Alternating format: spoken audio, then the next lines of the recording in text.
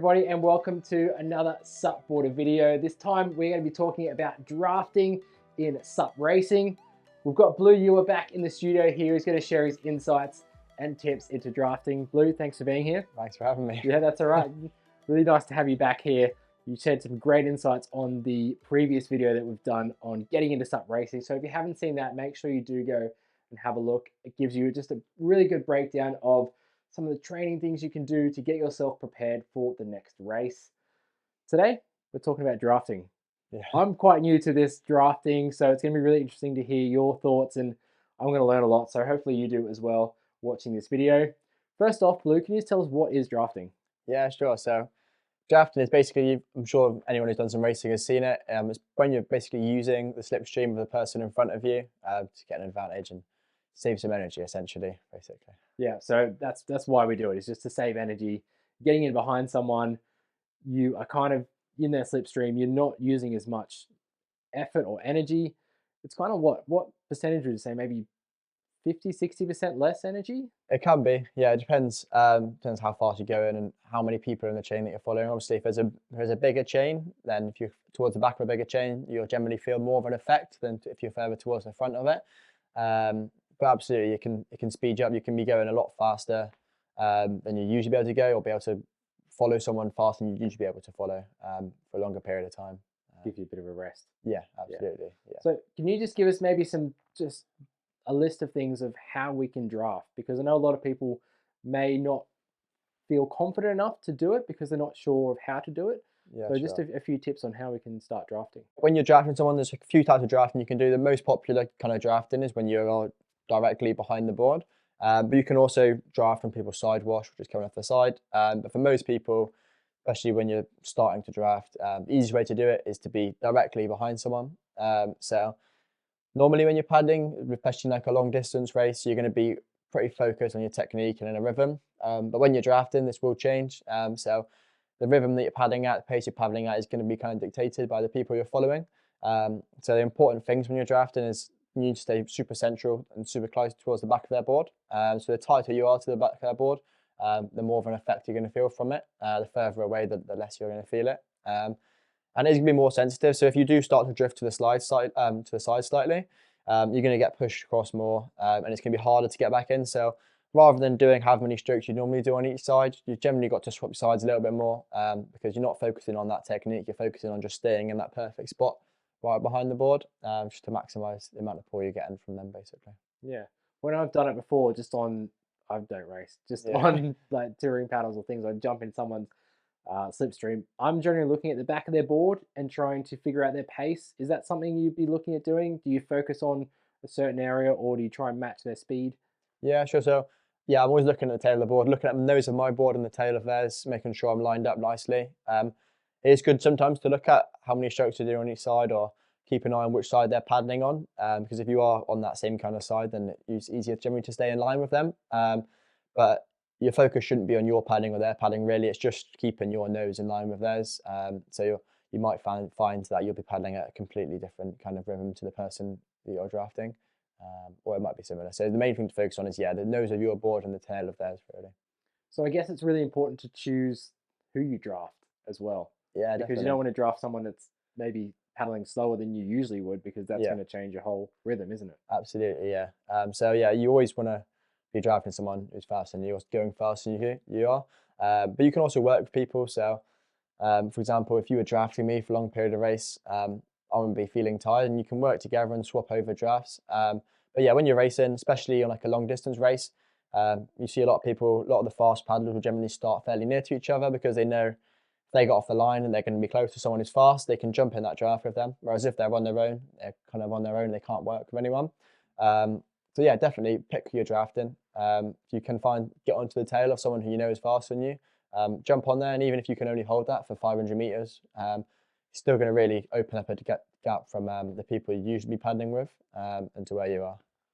So always pick someone who's nice and fast. Yeah, right, definitely. It might be hard to catch that person though, mightn't it, if they are a little bit faster. So like you said, off the line, it's really good to just try and get yourself into the fastest group. Yeah, absolutely. I mean, with most people, obviously there are some people who are a lot faster than you and we're able to hold the pace, but with a lot of people, they start hard and they start fast. And if you just put that sprint in work really hard to stay on them, even if you obviously can't keep that pace up for the whole race.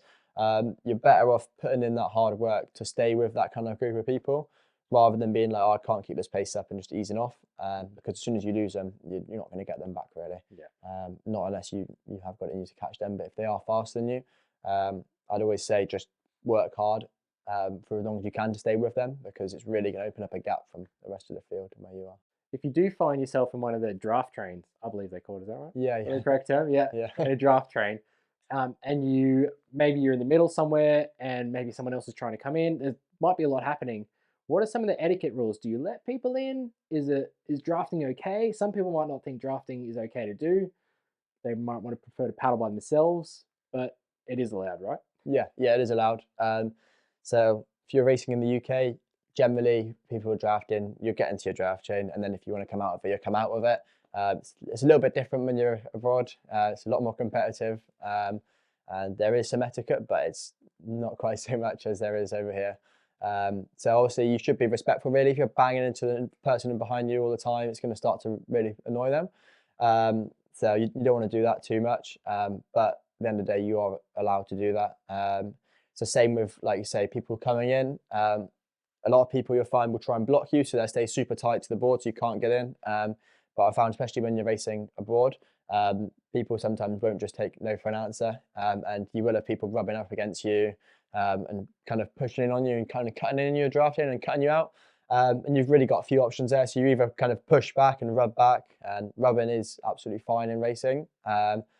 Pushing someone in or pushing their board obviously isn't allowed. So you've got really a few options when someone's trying to get in on you in a draft chain. So you can either let them in and let them go past, or you can push back against them. So yeah, it's down to you really. There is some etiquette. It is probably good sometimes to swap around the draft and the draft chain as well. So if you are letting someone in, you can, especially if you're kind of further towards the front, if you let someone in, then obviously it can give you a bit more rest and make the drafting a bit easier for you. And you'll see this quite a bit, especially towards the front of races. People will generally work together, or if they're, for example, if I was in a draft chain and someone had cut in and they've gone in front of me and they can't hold the pace and we lose the people in front, you'll also find people kind of behind working together to catch groups in front. So cutting in's allowed. People will cut in. People will also shop the drafting to work together or to work against you. People will sometimes literally sit on your draft for the whole race. And they're swim past you at the very end. And although it is maybe a little bit frowned upon, it's racing and it is fine. Especially if you're doing a big race somewhere and there's people's money, there's prize money on the line. It's some people are earning a living. They're going to do whatever they can to win. So yeah, I guess if it's within the rules, then it's not really great etiquette, though, is it? No, if you're going to stick behind. So yeah. This has happened to you. This is a past experience. Yeah. I mean, racing like abroad, I've had plenty of people rubbing in on me. I mean, when I was in Hungary in 2021 at World Championships in the distance race, I remember having some guy from wherever come and he cut in on me basically on the draft chain, and then I basically was like having none of it, so I was kind of keeping paddling, wasn't really giving him anything, letting him get in, and eventually he basically kind of caught a rail, and then his board kind of came up against the side of me, and the two of us ended up falling in, and I lost a great draft chain that I was with and losing places. So things happen. This year I was pushed in at the Worlds as well, so things happen. Like it's part of racing. Races don't go perfectly all the time. It's not always like smooth running. So yeah, you just gotta really move on really and get off with it. Exactly. When you are in that draft chain, you said people working together. Are you talking to each other? Is it quite vocal? Are people saying, "Look, I'm going to take over the lead"? Or yeah, sure. I mean, it depends who you are really. Right. So I know some people I've worked with and they're always talking to you, and some people are quite vocal, and other people won't say a word. So definitely, I think like if someone you know or you paddle with or you know you're close speed with, a lot of time you will work together. But you get some people who will completely block you out and they will just follow you, and you can ask them to take a draft and you got no response. So depends on who you're paddling with. But people will talk and work together as well. Yeah. And then also, at what point, say you're in a really long draft train and you're at the back, at what point do you start overtaking people? Maybe is that when you're not feel like you're paddling at your fastest, or? Yeah, sure. I mean, yeah, absolutely. So you'll find generally draft chains, if you're in a big draft chain, they will split up and come together and stuff. People will find they're going too slow and want to make moves. So if you're at the back and you see someone break off, and you think, oh, they're going to go, then a lot of time you'll see other paddlers kind of break off with them and join. But alternatively, if you're feeling really fresh yourself and everyone's going slowly, don't hold back and don't be afraid to break out, because everyone might be feeling fresh, but you never know. Everyone in that draft chain, they might be going slowly because they might all be feeling it. And if you're feeling good, then you can get away from them. So if you're at the back of the draft chain, don't be afraid to make a move. Don't always just hold back and wait to the last minute. If you're feeling good, you can always make a move. And if people jump on you or you don't make any ground, you can just slip back into where you are. But yeah, definitely worth a go. Mix things up, and you can by doing that, you can kind of lose a few people from that draft chain, because the pace is going to pick up, and some people probably won't be able to handle that. What are some tips that people can do to practice drafting if they haven't done it before? Because some people might go into a race, had never drafted before, if this is their first race or second race. What can they do to practice drafting?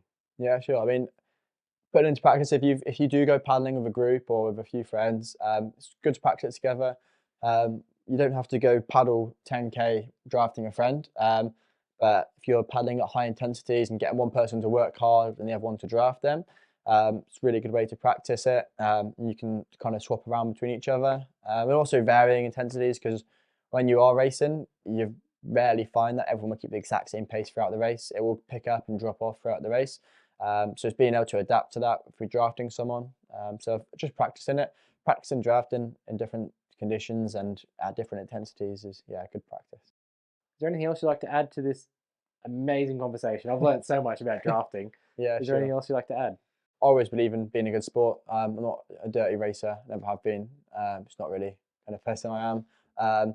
But yeah, be respectful of everyone. But if someone does make a move on you and just when you don't agree with, if you want to raise a protest, but it is part of racing. And it is allowed to be done. So there's only so much you can complain about. So yeah, you just got to accept that racing is racing sometimes, and you can't win it every time. No. Well, thank you so much, Blue, for sharing all those insights. That's all right. Hope that you learn a lot watching that. I certainly did as well, just sitting here listening to Blue. Blue, you're going to be back as well, giving us some more videos on racing technique, things like that. Make sure you do check out the other videos we've done with Blue as well. Thank you again for tuning in, and we'll see you on another racing SUP video with Blue very soon. Cool. Thank you.